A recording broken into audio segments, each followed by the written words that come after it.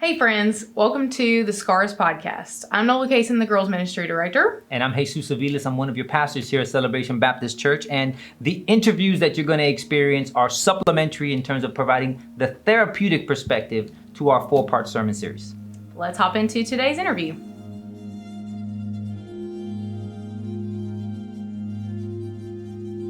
Well, then I am going to go ahead and get us started with our opening couple of questions. Share with us who you are, where you're serving, and how the Lord led you to being a biblical mental health practitioner. Sure. So my name is Heidi Abernathy, and I'm a licensed clinical social worker. I own and I operate a faith-based psychotherapy practice in Tallahassee. And I work with all different types of mental health issues, but I specialize in helping people to heal from traumatic experiences. In terms of how I kind of went down this road, I think that I've always been interested in mental health issues. I just don't think I really knew it until maybe my early 20s. I say that because when I was 13, my father passed away. And when I was 22, my mom died. And really, I didn't have anybody helping me to work through those huge traumatic experiences for me. At the time, I didn't realize how traumatic they were. It was sort of just like, okay, this happened, keep on moving forward. And after my mom died when I was 22, I started to have some eating disordered kind of thinking. And I thought, something must be going on. I really started actually trying to understand myself. And that sort of got me really curious about mental health. But right about the time that I was struggling with the eating disordered thinking, was never diagnosed with anorexia. Now I would definitely have diagnosed my younger self with anorexia. But it was around that time that I became a Christian. And honestly, becoming a Christian for me was really the major contributing factor for me overcoming the pattern of thinking that was really pretty enslaving for me. So that got me interested. And then as I grew in my discipleship and my Christianity, I started to experience people with clinical diagnoses, members of the church that I was a part of. And the way that the church I was a part of was responding to them, there's something that just didn't sit well with me. A lot of times I was hearing people be told, you just need to have more faith, or, you're not praying as much as you need to overcome this depression. You need to pray more, you need to pray harder. And, even, this is awful, but I think some people said, it must be some unconfessed sin that's creating these presentation of problems. And I wasn't a mental health counselor at the time, but it just intuitively knew that that was not at all helpful. And then in a quiet time I was reading, I stumbled upon Job 6:14, which it says, for a despairing person, there should be kindness from his friend, so that he doesn't forsake the fear of the Almighty. And so basically what that meant to me is be so careful about what you say to people, because, it could be detrimental to their faith. And so, long story short, that kind of got me really interested in pursuing a master's degree in social work, and then working toward my license, and ultimately worked in the foster care system for a while. Wow. Then moved into private practice maybe about 4 years after I was in foster care, and realizing I need really to understand trauma, because there were so many kids that I was working with who were really traumatized. So Okay. Awesome. that's how I got here. Very cool. You know what you had said, you wanted to make a long story short, but I'm going to go back into that short story, just hoping you can expand a piece. Talk to me about when you got saved, because you had mentioned that it was in that process that... Sure. I was introduced to, actually my husband was introduced to a person who just wanted to invite him to church. And at the time we were living in North Carolina, and I was from, Massachusetts, and I was pretty skeptical about going to church, being invited to church. This is the Bible Belt. And so we ultimately ended up going. And really the thing that got me were the relationships. Okay. I saw people, you know, following along in their Bibles with the pastor. I saw people writing notes down. It just seemed to me like people were so sincere in their relationship with God, and I wanted to know more about it. And so I ended up studying the Bible and, you know, made a decision to become a Christian, got baptized. And I think, you know, just learning about what God says about me versus what I was believing about myself, because with anorexia, eating disordered thinking, you know, there's a low self-esteem. And so restricting eating for me was about feeling powerful. And I realized in my relationship with the Lord that, you know, I had access to the most power in the Holy Spirit, you know, resurrection power. It could take something dead and turn it into life. And so that was super helpful for me in my recovery from a very enslaving way of thinking. Undiagnosed, you had mentioned, but you were... Undiagnosed. Sure. Yeah, because at the time, you know, I don't think I really considered therapy. I don't know if I was just sort of brought up believing that, you know, if you go to therapy, something must really be wrong with you. And of course, you know, eating disordered thinking, you know, I needed help to really overcome it. But I think there was a stigma for me internally that kept me from going to seek help. And so what I would say to anybody who might think that is, please don't let that stop you from getting help you need. That's good. So the theme of these sermons is trauma. So my next question for you is just to help us define trauma. Do you feel like the words trauma and suffering, the word suffering that we find in Scripture, can be used interchangeably? Are they two different things? What does that look like? Yeah, so I would say that most trauma includes suffering, but not all suffering is the result of trauma. And maybe we can revisit that question in a minute, but I will go ahead and answer the question about what trauma is. So I'm going to spare you guys my attempt at pronouncing the Greek word for trauma. Okay. But trauma does come from a Greek word, and it means to wound. So it suggests that something has happened to somebody that has wounded or injured them.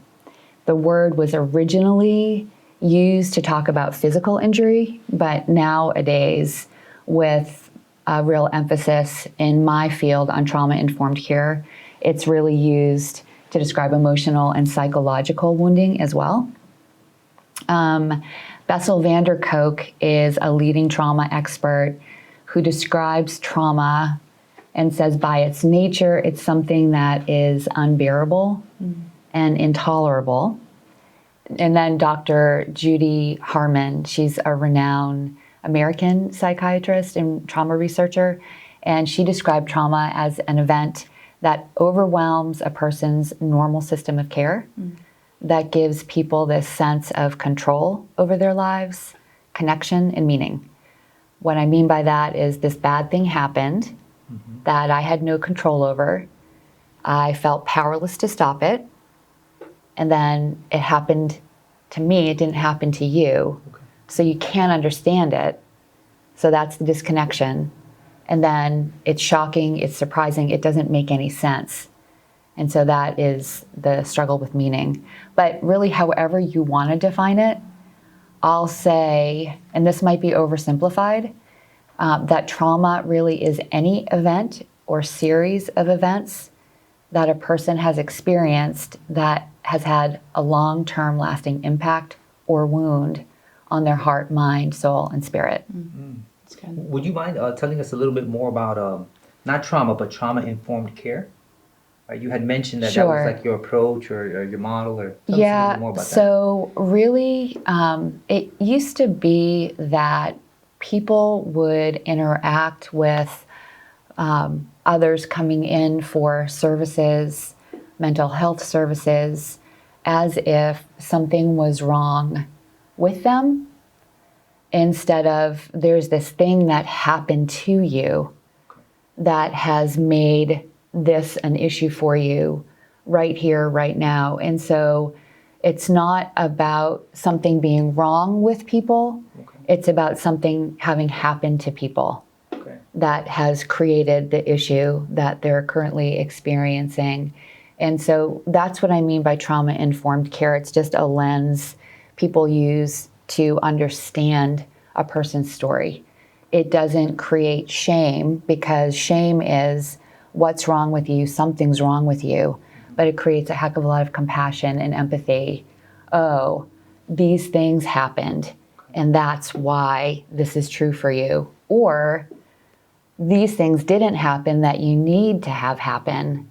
And again, oh, that's so heartbreaking, that's so sad. So what I mean by that is there are a lot of things that we experience growing up that we need but don't get. And often that's just really emotional attunement and emotional attending to us as people from generally, I don't want to make the parents the bad guy, but in family systems, emotional needs can sometimes go unmet.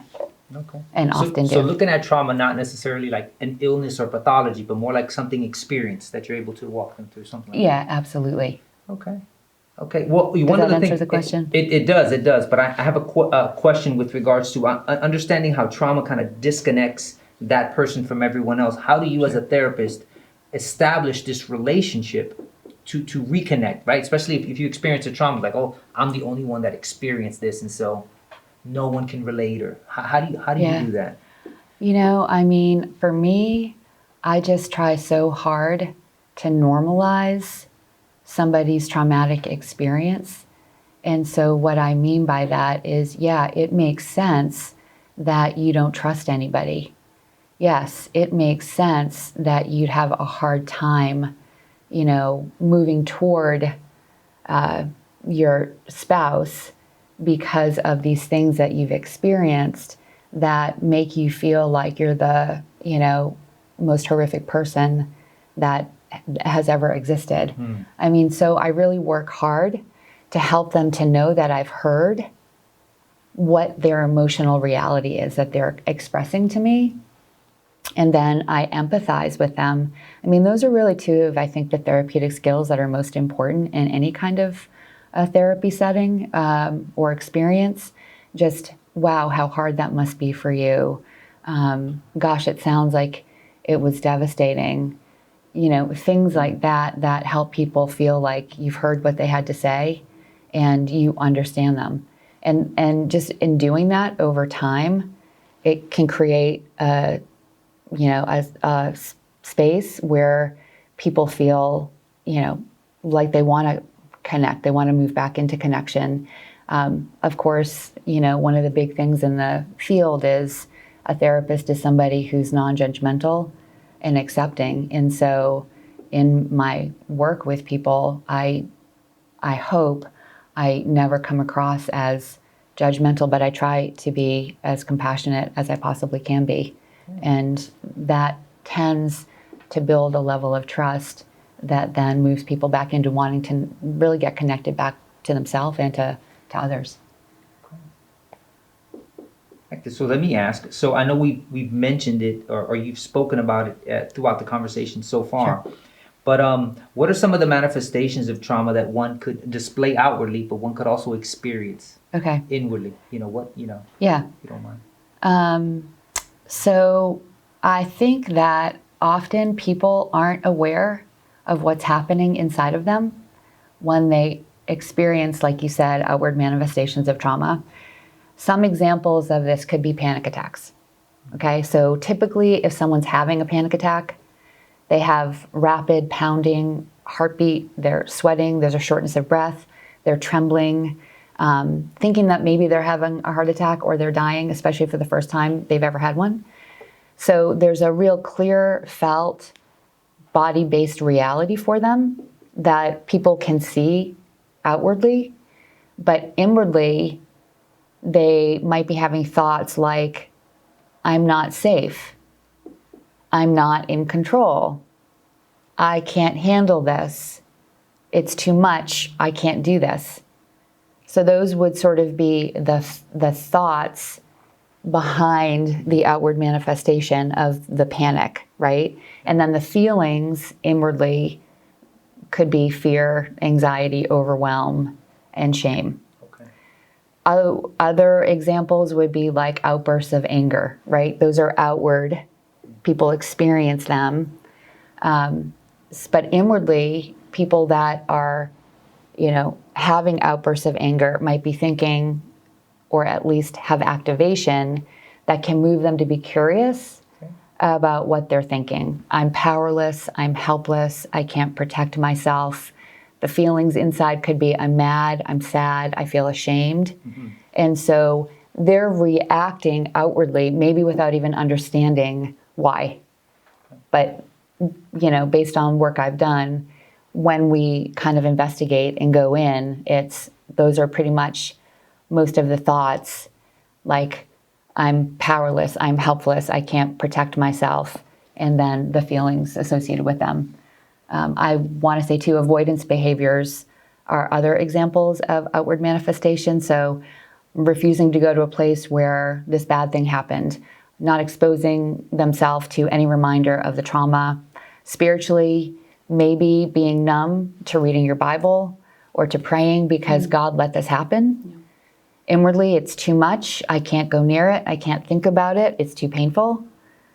Do whatever I can to not feel the anxiety, the fear, the shame. So hopefully those are some good examples of what happens outside when something inside's getting activated or this big thing in the field is triggered. So I'm gonna take a little point of privilege, if you don't mind. Nola and I work in student ministry, so we're dealing with kids, middle school, high school. Awesome. So let me ask a question.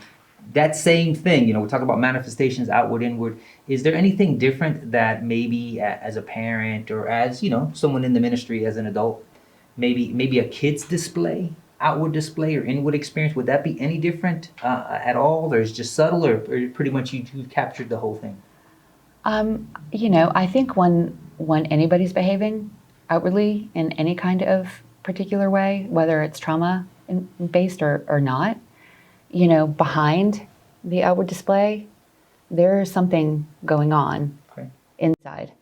And, especially for kids, behavior is always indicative of some kind of feeling unexpressed. So as a parent, trying to move toward your child's heart to try to figure out what's going on instead of focus on the bad behavior you have to correct, that's what I would suggest. And, as we try to be parents that want to raise emotionally healthy kids, I'll always talk about, trying to recognize what's going on in them, right? Like normalize it. Oh, that thing happened. Yeah, I'd be mad too. Then empathize. That sounds like it was really hard for you. Tell me more about it. And then what you'd want to do is help them deal with the feeling in appropriate ways. Because maybe that thing that they did that was inappropriate is the thing you're trying to address. So you want to normalize, you want to empathize, and then you want to help them deal with it. That helps them to be able to understand their feelings and learn how to manage them in healthy ways. Oh, that's excellent. I'm taking notes, by the way. Oh, good. Taking notes Good. for immediate application. I just That's good. want to let you know that. I don't have to worry about that anymore. My kids are older, so Let me go They're into adults. you had mentioned at least in part of that whole experience of walking through the trauma. Yeah. People may distance themselves from the Bible and wanting to read it. You mind if I ask you just with regards to specific to doubts that arise both in themselves, both in the Lord, both in the Word. Just tell us anything and everything you want tied to that. You talking about like The doubt that's experienced in self or struggle with their faith? Yeah. Well, okay, so all of this work that I do and that others do in this profession, it's delicate, right? Because people have had experiences that have been excruciating or upsetting, like Bessel van der Kolk talks about, unbearable, intolerable. And trying to understand their experience of trauma is really important. So I would always just say, be careful. What I mean by that is be full of care for people who are hurting. So having said that, I go back to normalizing. I normalize their feelings and I empathize with the experience. So I say things like, it makes sense you'd be struggling with your faith. This thing happened and God is sovereign, right? So where was he in all of this? Or, yeah, your life was a living hell growing up in the household that you did, with all of those mean, cruel statements thrown your way, that you got to believe you weren't enough, that you're incapable, that you're inadequate, that you never amount to anything in life. That happens a lot more often than not, unfortunately. So, of course, it makes sense you'd be riddled with self-doubt. That's the normalizing piece. Then how excruciating that must have been for you. How disappointing, how painful, how heartbreaking. That's really the empathy piece. It's feeling with people that makes people feel like they're seen, they're heard, they're known, they're understood. But ultimately, I work to get people to engage with their stories from a place of compassion and curiosity about the experience they've had. I try to move them away from judgment and their thinking brain that tries to make sense of what happened, which I say is the head, toward compassion and curiosity about what happened to them. So to feel, I move them toward their heart, right? Less thinking, more feeling. And in so doing, I get them to release the energy of the feeling. So there really is a felt sense of relief or of feeling better. And then I also help them to see that God is grieving with them, the way that Genesis 6 talks about, right? It tells us that God was grieved because the inclinations of men's hearts were evil all the time. And so the idea that he gives men free will, and how hard it must be for God to allow the exercise of that free will when free will is used to inflict pain on the vulnerable and the innocent in particular. So I try to help them,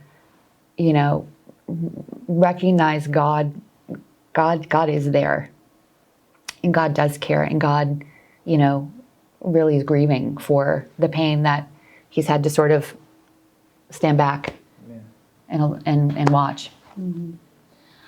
So talk to us about what your suggested criteria for seeking a professional counseling would be when dealing with trauma.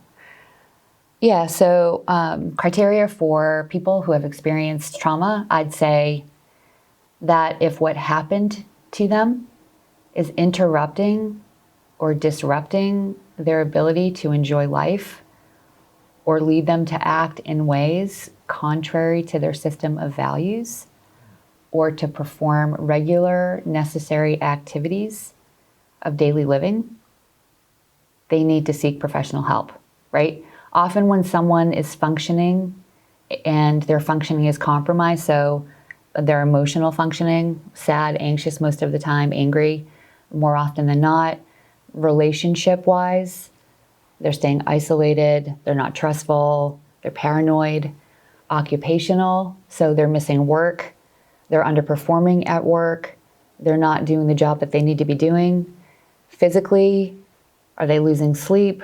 Are they sleeping too much? Are they under-eating? Are they overeating? Are they apathetic, kind of don't really care much about life?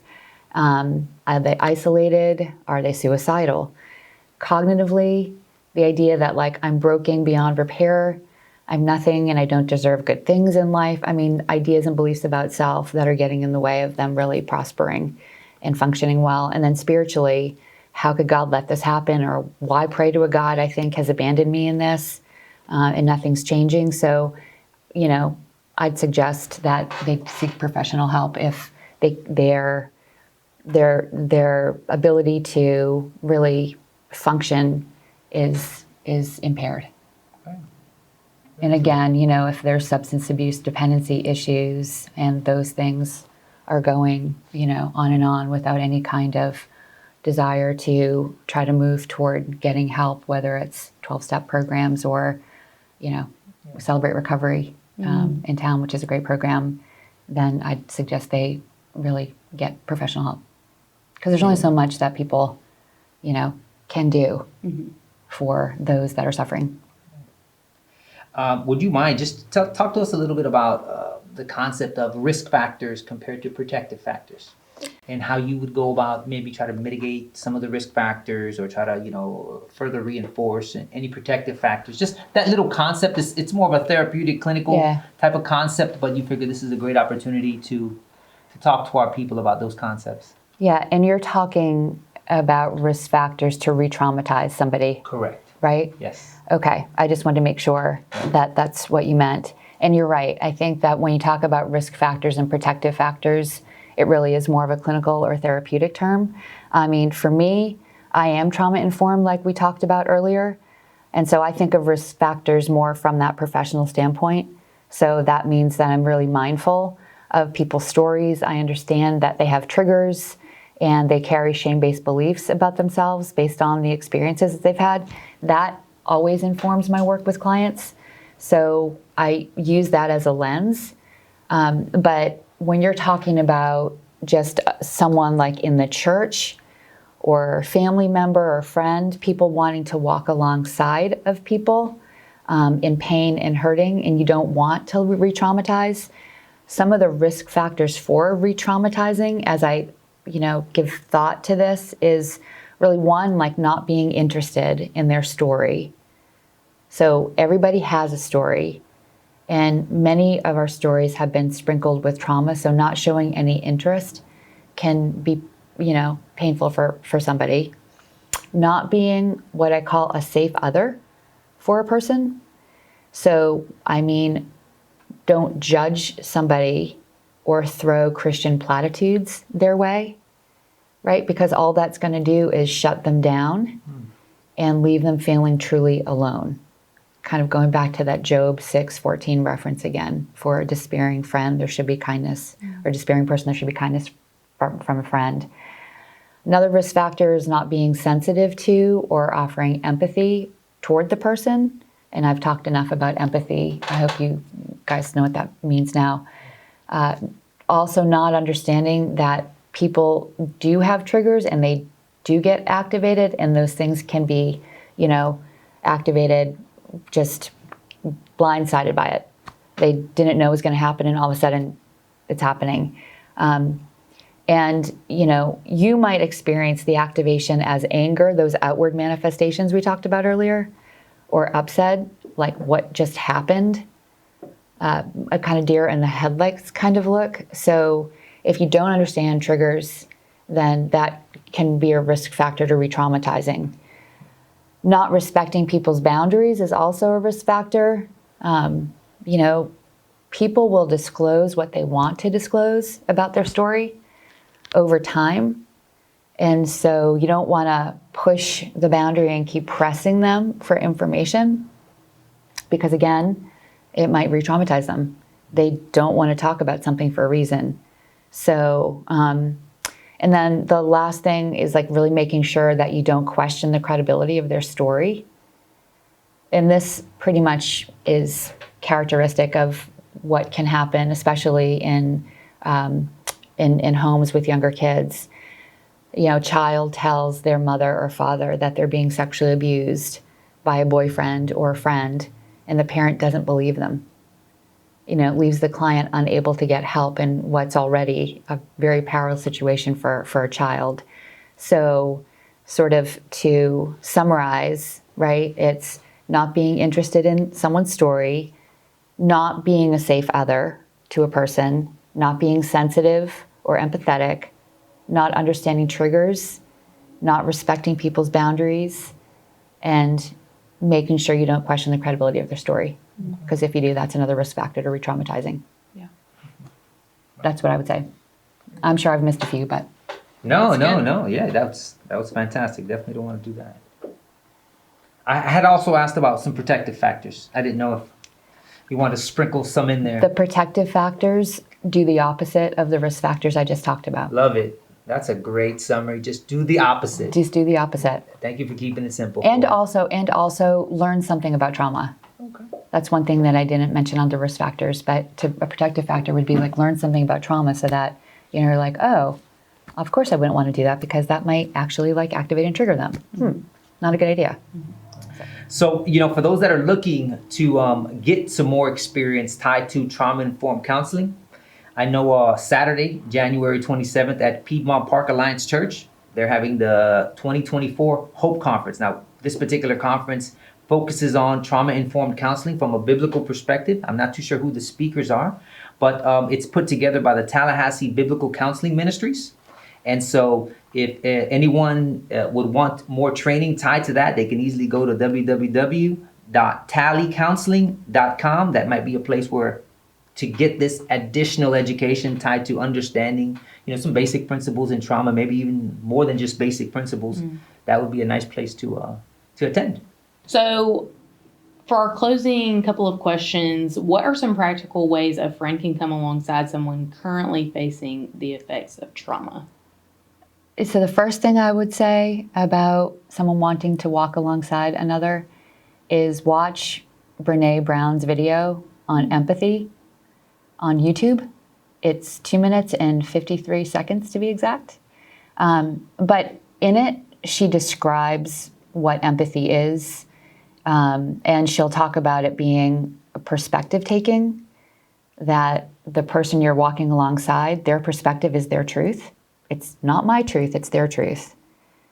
The second part is to stay out of judgment. Third is to recognize emotion in the other person you're walking beside and then be able to communicate that emotion. You seem sad. Tell me what's going on. And she'll talk about empathy is this thing that fuels connection. It's feeling with people, where sympathy is you feel bad for the person, and that drives disconnection. Okay.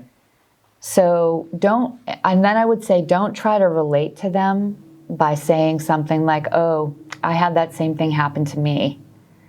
Because whether that's happened or not, it's not the time for that, because what it does is take the focus off of what they're sharing, and it takes the focus off their pain and puts it on your own. Then just be present with them and say, again, these empathic statements. That sounds so hard. That seems so stressful. I'd be so angry too. What can I do to help? Don't be uncomfortable with silence. If you don't know what to say, just say, I'm glad you shared this with me. You aren't there to fix anybody. That's not your responsibility. You're simply just there to be with them in their emotional reality. And that's the thing that makes everything better. I mean, at the end of Brene Brown's video, she'll say, it's not really words, it's connection. I don't know what to say. I'm just so glad you told me. That idea that somebody's with you, it's everything. So I would just say, create the space to spend time with them that way. That's a good word, because going back to the story of Job, his friends started out so strong in silence and being with Job, and then things start to fall apart as they start to speak to him, right? Exactly. So, just recognizing and being okay with the awkward silence, right? Because we can get uncomfortable with silence, but we need to learn in a lost and broken world where people really are dealing with trauma to be okay with just saying, I'm sorry, and I'm here for you. Yep, I'm here for you. Good. Yeah. I don't know what to do. I don't know what to say. I'm just here. Yeah. So that's beautiful. Awesome. Is there any other closing thoughts? Actually, I did want to go back. Will you spell the woman's name that has the video on YouTube? Sure. Brene, it's Brene. Okay. Brown. Perfect. She's pretty well known. She's had a lot of success. She's a shame researcher. So she's written several books, and she has a Netflix documentary. I think it's called Courage. But anyway, yeah, she's wonderful. Great. Okay, great. Yes. Okay. So back to closing question. Sure. Is there any closing thoughts that you would like to leave with our listeners for today's podcast? No, I mean, I say no, but yes, in that I've said it earlier, but I just think it's so important for people in Christian communities to get professional help if they need professional help. That, they shouldn't feel like they're unspiritual or, something must be wrong with me because I can't work this out with the Lord, which I think some people can really truly believe that it's okay to get help and to get it. People can remember the hope of the gospel in particular as it's related to suffering because Jesus was most familiar with suffering and sorrow. He can empathize with our suffering, like it talks about in Hebrews 4, in a way that no one else really can, because he knows us intimately in a way that no one ever really will.